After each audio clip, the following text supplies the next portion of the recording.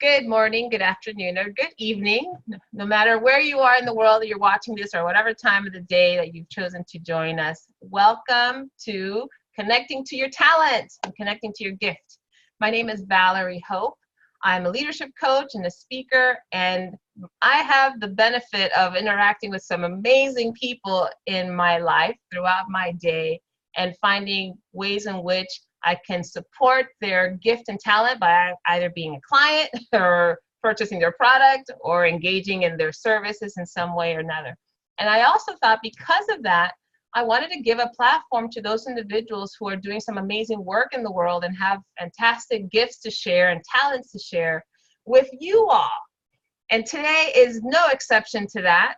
I have in our midst a gifted entrepreneur, Jason Kessler, who I'll introduce formally in just a moment, but I just wanted to tell you that I met Jason, gosh, it's probably now 3-4 years ago, perhaps. Somewhere around there.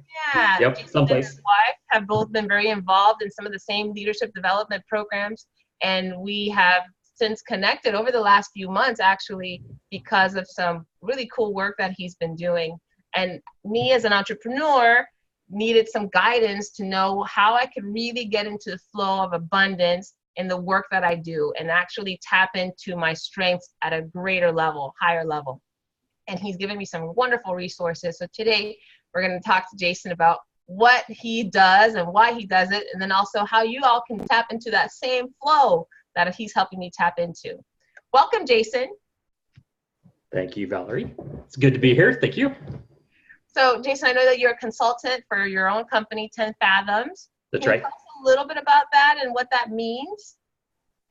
Like, what is 10 Fathoms and what you wanted to, so the name, start off real quick. It's because I'm an avid scuba diver, so it's a whole nautical theme.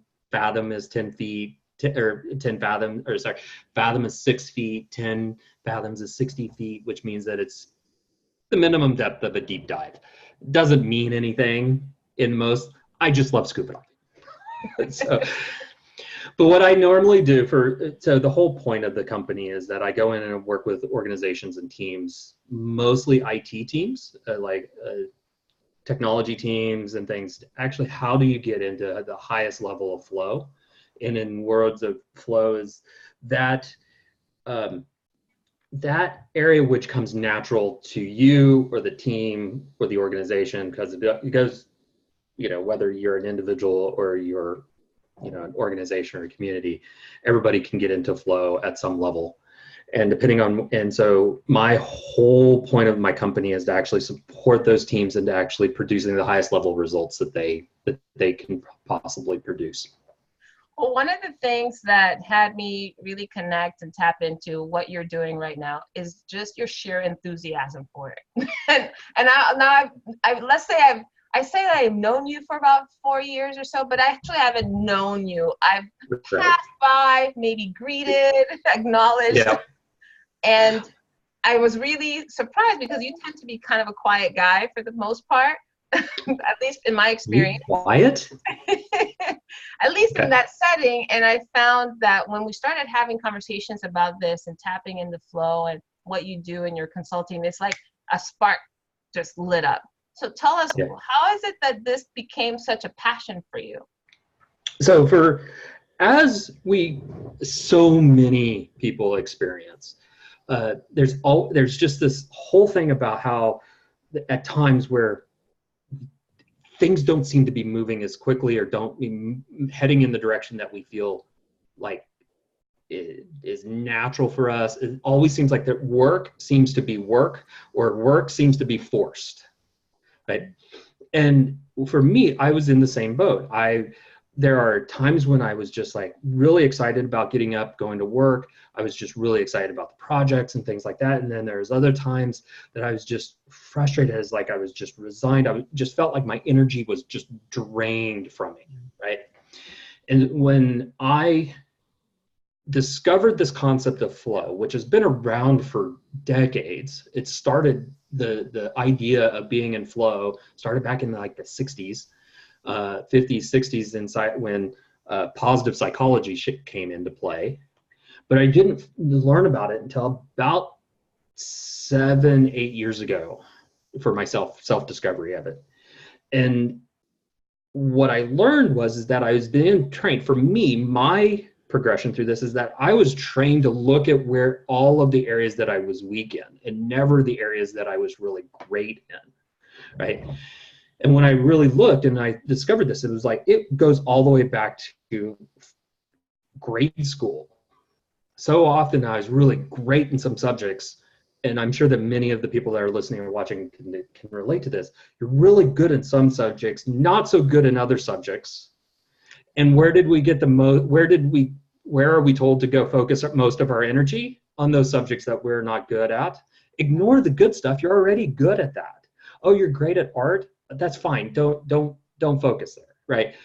Well, it showed up in my work life as well. I was really great in some projects, not so great in others. Mostly for me, it was at the beginning of a lot of projects. Was like really excited about what's new and what's possible and how we can make a difference and make changes and all of this stuff. And as that project progressed over time, a lot of that just didn't. I would get bored with it, get tired of it, and then the stuff that my management was telling me was, oh, you need to go get your project management certification. You need to learn how to project manage these projects. I was like, I suck. Why am I focused over here? I'm great at the strategy. I'm great at the future. Where are we headed in the organization? How can we take the new technologies and different things, and how do we make things better? Not necessarily the full closing of the implementation. I can start the implementation. So when I learned this, like, that's not my natural strengths. Why am I focusing on the areas that are not my natural talents and strengths? Because it's just causing a lot of frustration.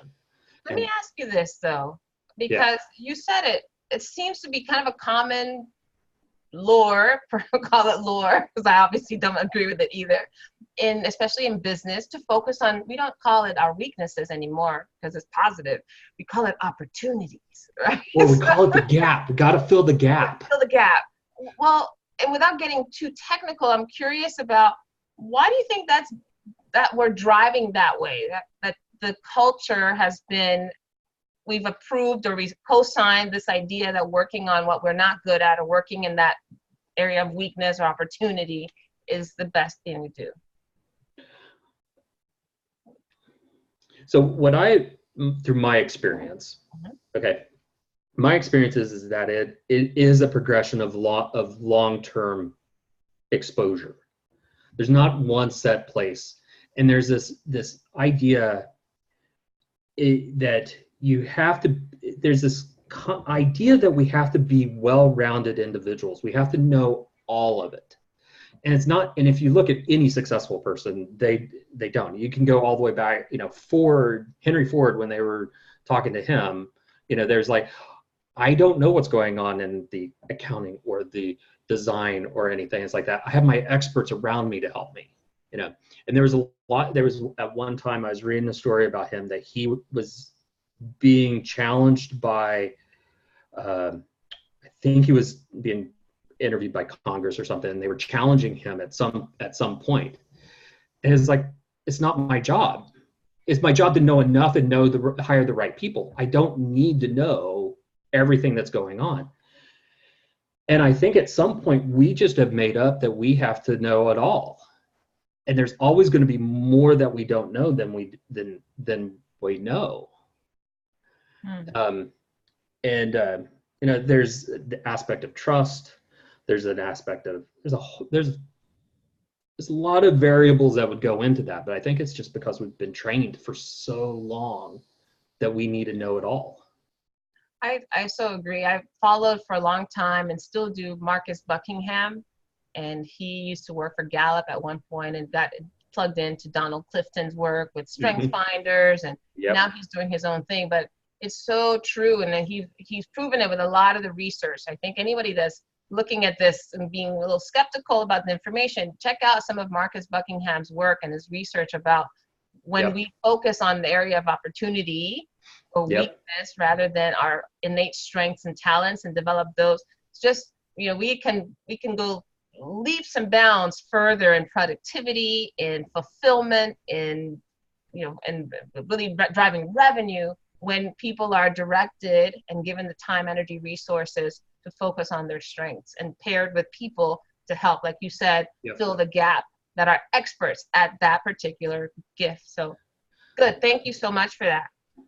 Now, you got just one little thing on that, right? Because you got to look at where you're providing value and where people trust you. Where do people trust you the most? Because you are providing value in the areas that people trust you the most, right? And if you're not trusted in certain aspects of business, your career, things like that, people don't value those areas. They may value wanting somebody to solve that area, but it doesn't mean that you can do it. So it's knowing your value, knowing where people trusting you, and leveraging those areas that you provide value and people trust actually will provide you more success and faster access to success than working on what everybody else thinks that you need to be working on. It's so good that you said that, because it's one of the reasons that I really connected to your message is because I remember you did a workshop a couple months back, I guess. And in this workshop, you talked about this idea of wealth dynamics, which I thought, first of all, was just a lot of information that I don't know if I really absorbed fully until you and I had a conversation. Actually, I spoke to one of your clients first who told me about how she was leveraging the information. And then I was like, wait, you can do that with this? And what I really got from what you shared, and I'm going to ask you to talk a little bit about what wealth dynamics is and how that shows up.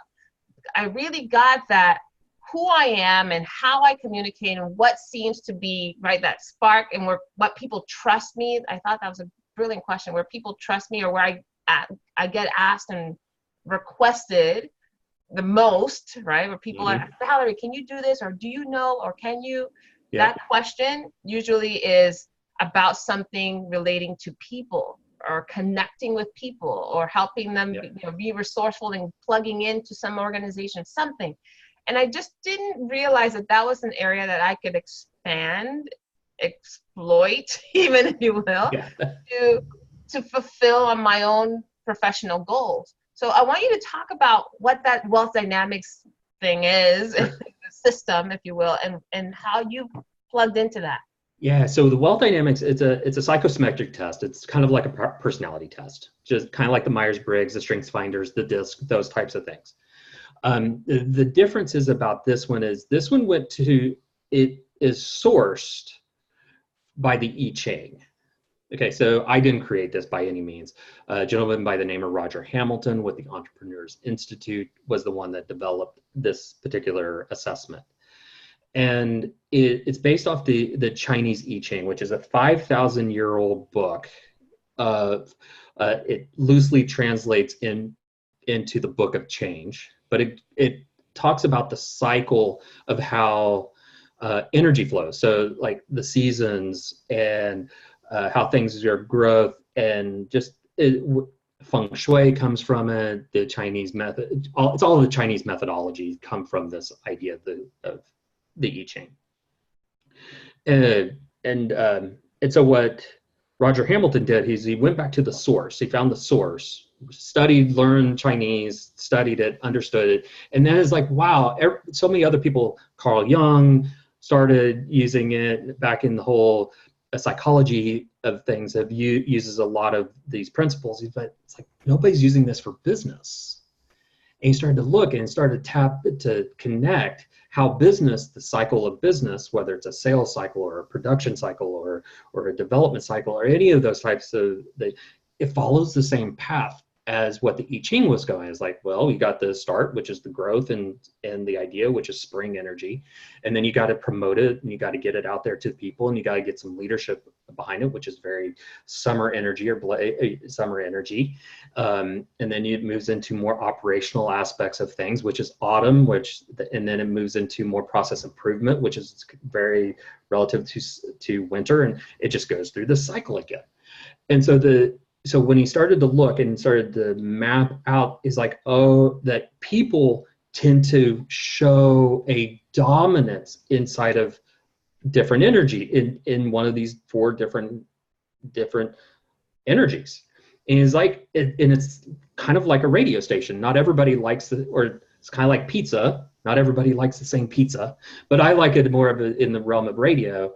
It's all, how do you tune into it? How do you tune in? And because so some people tune into people, while some people tune into process, and others will tune into ideas versus actually tuning into services. And it is all distinct.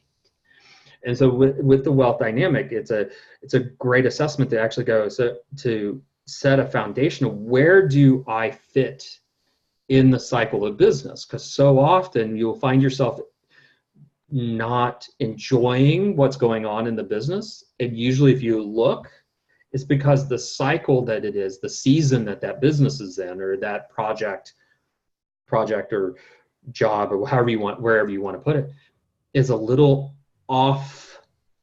It's not quite tuned into what your energy, how you would do it, play. Like for instance, you come out very, very people oriented, Yes. right? Very clearly people oriented. When you may have experienced this, that you've been on a project that's been very making sure things get done, very process oriented. It's a slow death. When that happens. Right. So I have the skill. So just everyone, yes, I'm running a business. Of course, I have the skill set, and it takes so much energy for me to have to do that. It doesn't replenish me. It depletes. Right. Yeah. Exactly. Right. So that's where having somebody on your team, or somebody that actually can support you in those times where it's where that energy is very more process, spreadsheet, number type of time, that type of work. Having people there to support you, to help you then get into the people side that works best for you. Mm-hmm. Now there's some people, it's like, well, I love the numbers, I love the spreadsheet. Awesome. That's what we're talking about, right? It's not all about one or the other. It's how do you leverage what works for you so that it actually benefits you and you become more successful and having a higher trust, and ultimately trust produces the higher trust. The more value you're bringing, the more trust you have. It's kind of a circular thing there. And when you have high trust and high value, guess what? You have high revenue. That's well, because you can actually bring in more revenue. The more people that trust you, the more trust that you have. And then you start to leverage that so there's this whole equation: value times leverage equals wealth. So the higher the value is, and if you're able to leverage that effectively, you can actually really create a lot of wealth in your life. And it's not just financial wealth. You got all the other wealths, a wealth of health, because your stress level is less.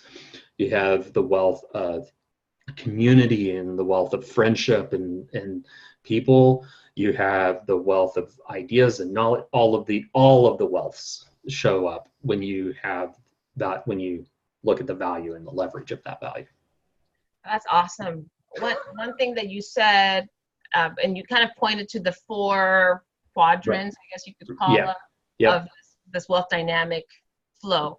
You mentioned people, and then process. You also mentioned ideas and services. Yeah. So if somebody listening to this right now and seeing, maybe you can paint a picture for them. What exactly do those mean? Like, give a brief example for each. Sure. So I'm just going to use the name. So so if you think of a square, right? If you split the square vertically, so you have a left and right side. The left and right sides are the how the actions, the way that we take actions. So people normally will take actions they will be directed towards more of a people aspect of things, or they'll be directed to more of a process aspect of things. Does that? Yeah, but can you give more detail when you say people? Because a lot of people would say, I love people. But what exactly does it look like to love? Okay. Concept? So when you're people oriented, what are you very much in the leadership versus the management of things. There is a you tend to the extroverted nature of those energies is very people driven. You would actually be more apt to want to go to a party and meet everybody, right? The way that you would make money from that is creating leadership, being the voice of a product. Not that everybody is but you'd be a voice. You could shine a light. You'd be more of like an Oprah Winfrey type of personality type, where you make money because you are around people. Okay. Right. Where the introverted side of that is that you make money because you can make the process awesome. And then is that kind of, does that make sense where I'm going with this? So what I'm getting is, so it's not necessarily about whether or not you are an extroverted energy or introverted. Yeah. Really about what you tend to lead with. So if what I lead with is connecting with people, having conversations with people, mentoring, coaching, right, promoting an individual or an organization or something like that. That's right. That's my leaning towards the people side of the square. The spectrum, what we call this. Let's look at it as a spectrum. So you'll be leaning on that side. Got it. But if I'm thinking more along the lines of, here's something that we're doing, this is how we're going to do it, this is what we're going to do, this is how we can refine it. That is the process? That's more process-oriented side, what we call steel. So we got blaze side, which is very fiery, very people-oriented. We have the steel side, which tends to be very process and very methodical in ways that they approach a problem. In a lot of ways, if you have a problem, right? So people-oriented people is like, let's get more people to solve this problem. We have a problem. We have a very big problem. Let's get more people. We need, it's so funny. I talk to a lot of salespeople, people that are in sales, and the those are in sales that are more blaze side of the house. They're like, look, just get me in front of more people, get me more networking opportunities. I'll make more money, right? Whereas the process side of the house is like, you can bring as many people that I need, but if I'm not hitting the getting emails out on time, if I'm not getting the checklist done, making sure all of the everything is all ticked off, I'm not going to make any money because I'm going to lose that client. I'll get out there and meet, and then I'll come back. It's more about making sure that process and they get through the sales cycle, get through the sales process. Where salespeople people, it's like, you know what? We'll just get more people because eventually somebody's going to buy something. Very generic. I'm being very generic. Those are huge generalizations. And I think what I like about what you're pointing to is really that the innate gift that people have is your first thought about how to solve a problem. Where you feel the most passion on how to tackle a problem is probably an indication of which of those two sides of the spectrum you lean towards. Yeah. Right. So you throw more people at the challenge, or do you tighten up the process? Right. Okay, cool. And then you mentioned the other quadrant. So then if you split it horizontally, right, you have a top and the bottom of this square. Mm-hmm. The top side is very product driven, very idea driven, whereas the bottom is very service driven, very much in the like timing and the win-wares of things. So people that are on the top side of the spectrum, what we call dynamo, very head in the clouds a lot of the time, very much that it's all about the idea. If you have a problem, again, the problem is we need to make more money. High dynamo style people will go, okay, so what new things can we do? What can we do to make more money, right? Yeah. And then on the service side, it's more of who can we provide more service to? How can we support more people? So there's a dynamic of that, right? It's not necessarily people, and it's like, because if you're very if you're on either side of that, you also, so you split, right? So there ends up being like these 8 different profiles that blend all these energies together. And that really defines how it gives us a place to start when we're looking at how do we build the right team so that we stay in flow, which ultimately is the whole point of the whole assessment to begin with, which and it's the same for all of those.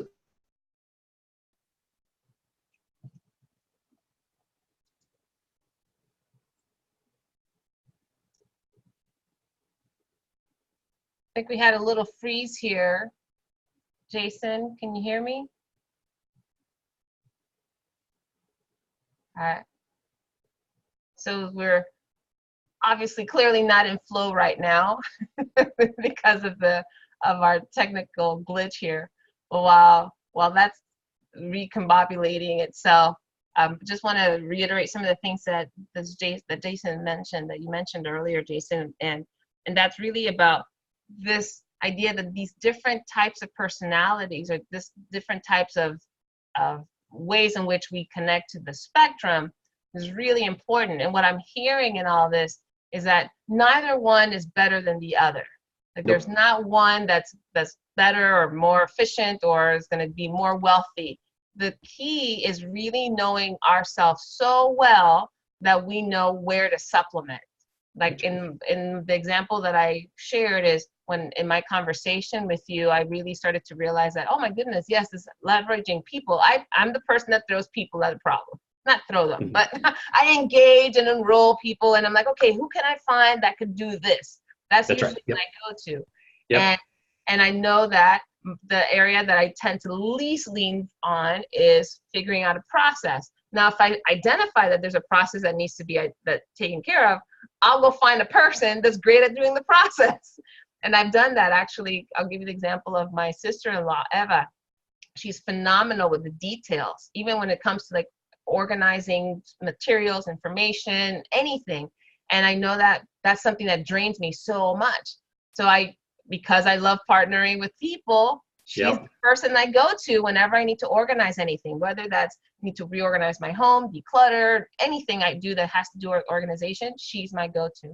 So that's how I use my strength. And it sounds like a person that's really great with ideas needs someone to take those ideas and actually make them a reality. So that's when you have the idea person, and you have what did you call the other person? So you have the ideas, which are dynamo. We call it dynamo energy, and then there's tempo energy. So tempo is really like down to earth. They're grounded. Dynamo people tend to have their head in the clouds, very optimistic. Got it. Yeah, so we need both, right? How many people I've talked to, they're like, look, I'm not good at ideas. Just tell me what to do. And they'll get it done. So all of that is phenomenal, phenomenal. And there's a couple of comments already that Jens says, fantastic session. So you're hitting on something that I think he's really connecting with. And then others who are really absorbing this information. So good stuff. Awesome. Now, how do people figure out which of these they lean towards? So there's a couple of ways. One, take the assessment.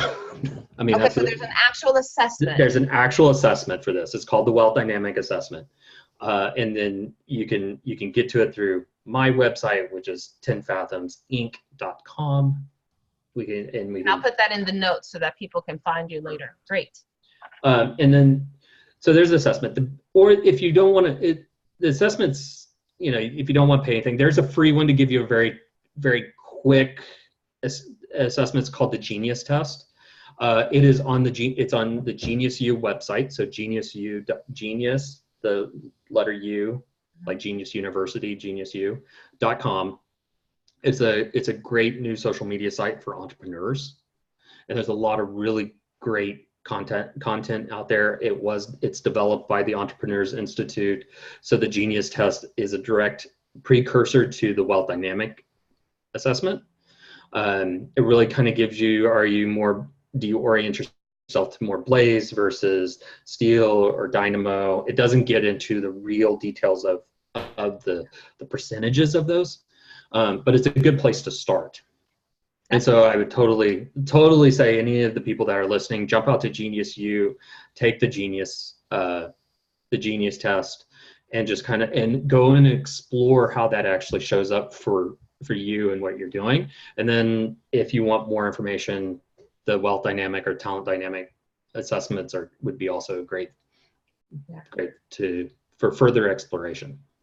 I can't say enough about this because I think one of the things that, there's a lot of assessments out there. I've done many of them because I love assessments. I do think they do have the power to give us awareness and self-awareness and language, right? For us to express who we are or how we operate in many ways. The thing I think is you can't say enough about with assessments like this, specifically if you're looking for a way to really take your business, your organization, your team to the next level, is when you're talking about, especially in the area of wealth, which so many of us would never turn down an opportunity to build more of, I can imagine. That's right. Yeah. Is to really know intimately what is your wealth building muscle? Where is it? Because once you can identify that, then you can see maybe some of the areas that you might be struggling with. And the areas that you are struggling with are likely the areas where you need to enroll someone, bring someone on to support it, someone to give you the ideas, perhaps, if you're not an idea person, someone to connect you to people. And it's so funny. What I'll say, Jason, is once I discovered that, and I did the assessment with you, and you debriefed it with me, once I did that, how many people came to me looking for the connection to launch their voice? If I may say, you are one of those people. I totally, right? So how I come out of, we'll just talk, reality straight up. What I came out is what we call a creator. So it is like at the top of the high idea scale, right? Great at starting things. We have great ideas to start things. The follow through is just horrendous, which doesn't give me the right to actually not follow through, right? But just know that that's not a tendency. I need people around me to help keep me focused to complete the follow through of what I say I'm going to do. When I lose that, I'm off to the next idea. Yeah. If I don't, and so I have to build a community around me to make sure that I don't, because when I'm in flow, I am complete. That's where I'm at. I'm in flow, is creating ideas and having new things and helping people solve problems with unique approaches to them. One of the main reasons why I went into organizational versus individual. I mean, I do work individually with a lot of people, but I really love working with organizations because everybody gets to contribute at that point. There's so often on different teams and different people feel like they are just they're creative that's getting stifled because they don't know how to communicate where they're naturally self-expressed, right? And then you go and you listen to some of these, look at some of the results of studies about how like 70+% of the population is not engaged in their jobs, and they die on Monday just to live on Friday. They hate waking up on, Monday sucks. What's the common vernacular in corporate? Monday sucks. Yay, Friday! Right. It's like, dude, you're spending 2/3 of your life dreading what you're doing. It's like that's no way to live. So, or at least for me, I did that in corporate. I don't like doing that. And I completely subscribe to that. That's why, my company called Connect to Joy is exactly that. I've been fortunate to have found my flow, so to speak. Now you gave me some great language for it in building my business, but I think what you're saying is that no one needs to suffer. Even if you're currently in a job or you have a responsibility in your community or in your home, if you're not able to tap into this gift that you already have, this flow that you can connect to, is gonna make that particular job or that role in your household, in your community, difficult, more difficult than it actually needs to be. That's right. So I highly recommend getting not only Genius U, but I think for those of us who really want to start digging in there and finding out ways to leverage, like you said, because it's about that leverage is what creates wealth. Trust, value times leverage is what creates the wealth, right? That's right. So really for us to know this information, know where we are in this particular, the spectrum that you described, but then also who do we need to have in our team? Who do we need to create partnership with? Who do we need to make sure that we empower in our work teams so that everybody's working towards something meaningful? And I'll even go as far as saying, I imagine when you work with organizations, it's the same thing, that you figure out what's missing on a team. Because I know that we love to hire and to work with people who think just like us. I could spend all day talking about people, for people, you know, even ideas also excite me. And we surround ourselves, we have a tendency to attract and surround ourselves with those people who do the same. And I wonder, this might be a really great opportunity for you to see, in those of you in organizations or in your teams and family life, to see what's missing. Who do I need to fill in this gap with that would be excited to contribute at that level? So very cool. Anything else, Jason, that everyone needs to know before we wrap up today? I'm surprised you haven't asked me what Swizznet means. I was afraid it was some kind of profanity, so I didn't want to say anything. But I'm glad that you brought it up. So what does SIWISN? One of the greatest mottos. I wrote it up here so I remember to live by this. What is it? Success is what I say no to. Success is what I say no to. All right, say more. So if you're saying yes to, we have a tendency to say yes to a lot. And the more we say yes to, the less we actually say yes to what we want to do and flow. So when you say yes, really means that you're going forward with something. And so often we say we don't use no enough.